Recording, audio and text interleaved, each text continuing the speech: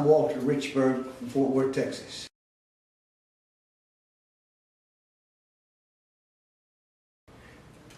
Right now I'm in farm and ranch management, work for J.P. Morgan Chase, and I started out in ag lending many years ago, about 40 years ago, and I worked in the ag lending department for 20 years, and then I got into farm and ranch management, and I've been in that for the last 20 years.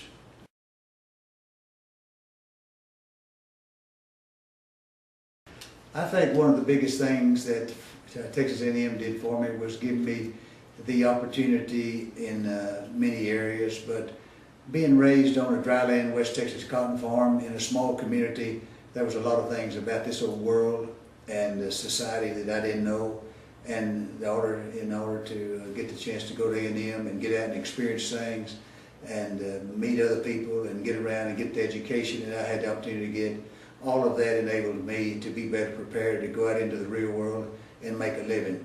I grew up, as I said, on a dryland cotton farm and went to a little Class A school, and I didn't know really what I wanted to major in, what I wanted to do, but when I went to A&M, I visited different departments there, and I remember going to the Ag Economics department and had the opportunity to hear Dr.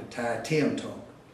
And he came out and visited with all of us freshmen, and he said the difference in his department than other agriculture departments was this right here, and he held up the dollar bill and waved it in front of us.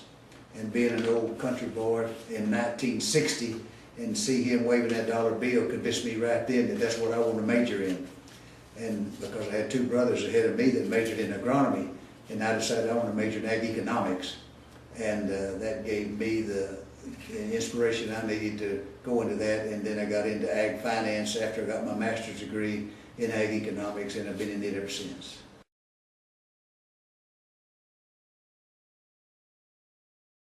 I think the advice that I would give them, number one, they need to really understand it and appreciate it in order to get into it. And then if they do, be dedicated to it and really learn an area that they want to be involved in and go for it all the way.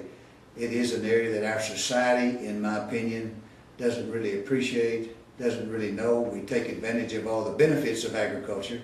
We all love to eat, but we don't know where it comes from. We love to use the fiber that it provides in all of our clothing, but we don't really know where that comes from. We take that for granted. We love the shelter that agriculture provides, but we don't give any credit for agriculture for that.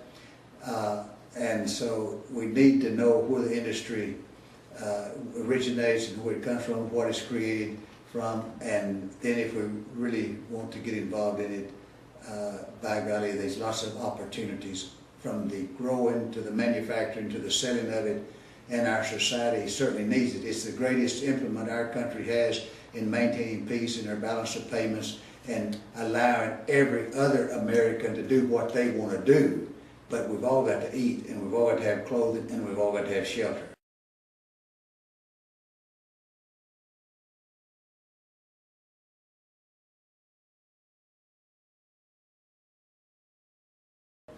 I think so. No question. Number one, our agricultural society has got so much more efficient through necessity in the last 50 years that it can function, and it has functioned very well with so many fewer people. So consequently, it's gotten to where it's tougher for people to get involved in it. I'm asked quite often. I was asked this last week, for example, how can a young man get started in ranching or in farming? This young man had asked me, wanted to get into a 300 cow operation. I said, well, it's practically impossible unless you've got somebody to help with the equity that it takes to get started. And so it is hard if they want to get in production agriculture. But there's so many other facets in today's environment that you can get into that's related to agriculture. But I definitely think it's gotten harder.